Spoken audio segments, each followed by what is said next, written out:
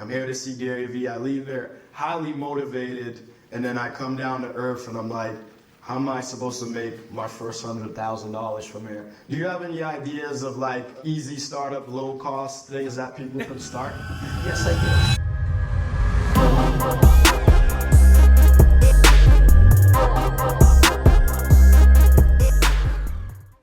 I'm nervous about not giving 120% show. Like I know I'm gonna hit the A+, but I want to exceed people's expectations beyond anything they can even expect. That's how I do it. If I shoot for this high, here's the bar, and I'm gonna land right here. And then on top of it, I always have to take all my appearances. I have to beat my last appearance.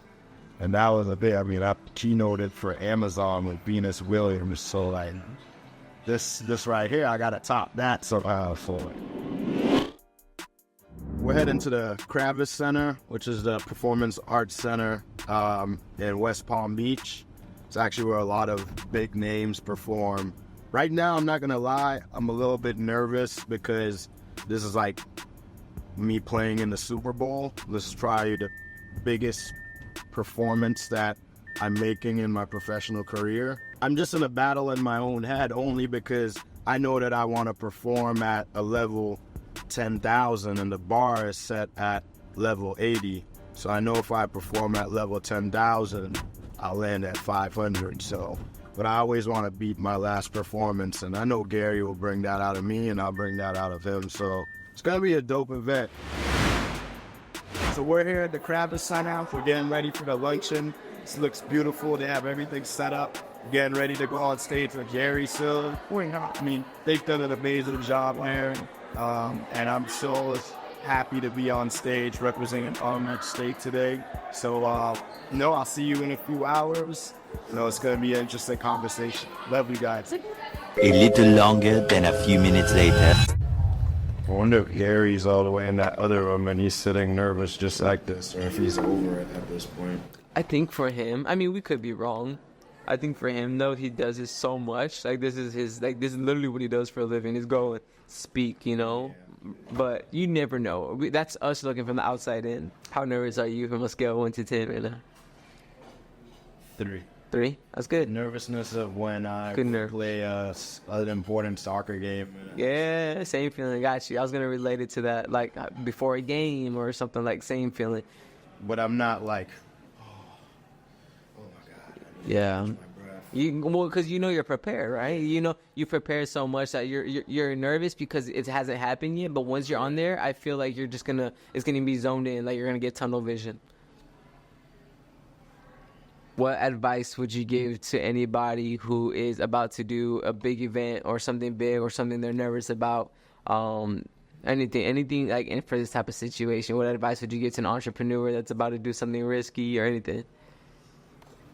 You gotta try and shut down the nervousness somehow by tricking your mind. And sometimes I jumpstart my mind by literally yelling or grunting in a mirror because I don't know what it is. I guess it's endorphins or whatever it is that are going through your mind. You could always like deflect them by just going or yelling or even that's why you see some of them fighters before a match are just doing all their moves and stuff to shake out the nervousness, and that usually works temporarily, so I have to do it every like 5 minutes, but that's how I deal with it, man. If you put your bar at 150% and you're supposed to get to an 80% level, then when you go up there, your 150 will end up being like at 120, so you exceed that expectation of being at an 80 level. So go out there with energy. Instead of aiming for sudden 100% change, strive to improve by 1% each day and focus on gradual progress. The power of 1% compounded daily leads to outstanding growth. This gentleman right here, Josh Esnard, embodies that. These people, Thank you, David, let's welcome Gary Vee. Are we paying attention to what people complain about? As we sit here right now, there are 850 million people around this world over 10% of our society that does not have access to clean water. And we're complaining that we got the wrong milk at the Starbucks. We've gotten so soft. Yeah. And so how do you get to grit? You either live it. It's similar to, but it can be taught. I have watched trust fund kids get caught up financially and over a 2 to 3 year period, first go through a year of detox. If you're paying for your kids' Uber or Equinox membership or their apartment, or like you take that away, that's detox. Yeah. That's a drug. But after that year, things start to change. Yeah. And right now, too many parents and kids have double resentment relationships. Because let me tell you a dirty secret, parents that are putting kids on payroll. You think you're helping, but you're creating levels of insecurity. And so these are complicated matters. I don't sit up here on a pedestal. I have 2 children. I get it. When you love something more than breathing and yourself, of course you're going to do. But there's a reason that we talk about grit. It's because it's going away. Because it's really frothy out there. Again, over 45-year-olds, remember the concept of saving money? People don't even talk about that anymore. People are more interested in buying things to flex, to put Band-Aids on their insecurities. And so they're buying BMWs and Louis Vuitton. Dumb shit. My brother who was 17 years younger than me, and I was just throwing money at his problems and not helping him figure out his own way. So, Kristen, wherever you're at, I'm sorry. Stop going. There he is right there. But like this, it's so well that we're headed. That's the part that's confusing. Right. You know how remarkable it is that you worked and built and you wanted to give love to. Like, I have an 11-year younger brother. I know what half father, half brother looks like, right? That's what that is when you got that kind of. It's beautiful. It doesn't mean that it's not a vulnerability. So let's help these guys build something here. I spent $300 to come to this event. I'm a college student. I'm here to see Gary Vee. I leave there highly motivated, and then I come down to earth and I'm like, how am I supposed to make my first $100,000 from here? Do you have any ideas of like easy startup, low cost things that people could start? Nope.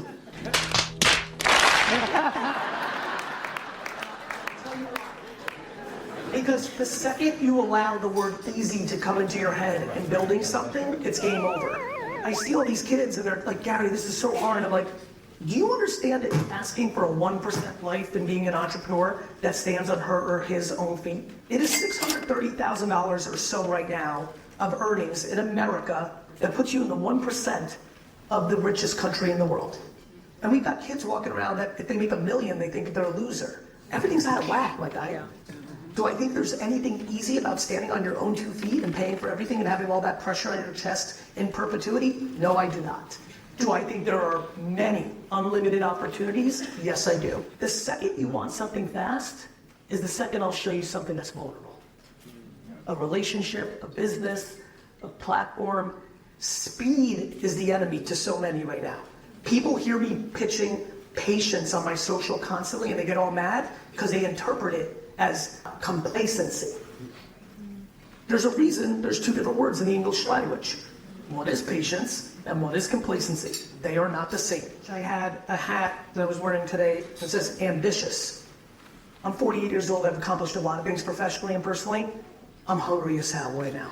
Yeah. The fire I have in my stomach, it's crazy. It comes from coming from the dirt. For those of you who don't know, I was born in the USSR. I was literally born in the most opposite place of my DNA. I'm a purebred entrepreneur. I had no tolerance for school in the 80s when it was a requirement. I was an immigrant. Every Russian immigrant that came over from the Soviet Union and all my Indian immigrant friends and Asian immigrant friends and Caribbean, it was all education, all the time. And I was getting D's and F's. Do you know how hard it is to get D's and F's in school? I've come to learn it's really hard. Even people that do nothing but C's, I got D's and F's. But that was because I was 100% pot committed to who I was. When I was in class as a 10-year-old, I couldn't listen to Saturn and Neptune because that wasn't me. I had self-awareness as a child, luck of the draw DNA, remarkable parenting. I just was there, and that is my answer to the question you just had. How do I think the people in this room leave here and get their first 100,000? The only answer is self-awareness. Let me explain what I mean by that. Too many people want to be like. Too many people just saw that Skittles fitting and see this man's swag and they want to be it. I get it. I want to be him. He's cool as shit. But if you were not born with that talent, and you were not putting in that 10,000 hours to put in that talent, it's unlikely that you are going to be a remarkably successful commercial artist within 12 months. It doesn't work that way. This is why I love sports so much. Sports, you can't hide. You can hide in education. You can hide in government. You can hide in corporations. There are two places that are very hard to hide. Sports is impossible because we watch the game and there's an outcome. And the next closest thing is business and entrepreneurship. You can fake it a little bit. You can sell your company underwater and say you exited, but really you did it. You know, you could play, but merit matters. And the way that so many people here, my friend, will get there is if they know who they are. Starting a company is daunting. You know, your friends are going to be like, what? That little tool that you invented, that thing is silly. Or even your family's going to fight you down. How do you stay motivated in the journey? If you're an athlete on the field, how the hell are you listening to people in the stands eating popcorn? Ooh. No tolerance for friends and family members who have opinions from the sidelines. I appreciate it. Often it's well-intended, but they're not playing. What is their opinion of my ability to make a little tool for hair or an agency or sell it? It's irrelevant. Back to entrepreneurship, to bring it down a level. If you lack optimism, you've been shot. Entrepreneurship is half delusional, half optimism. Entrepreneurship is losing constantly with an occasional win.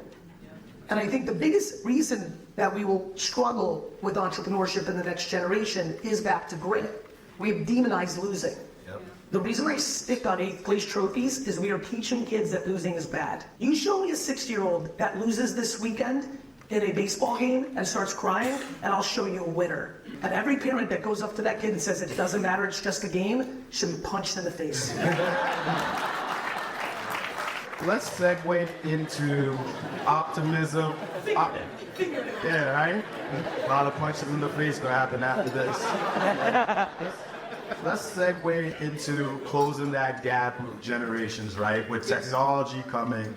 I have a mom and pop store, maybe a bookstore now where we're selling, traveling goods.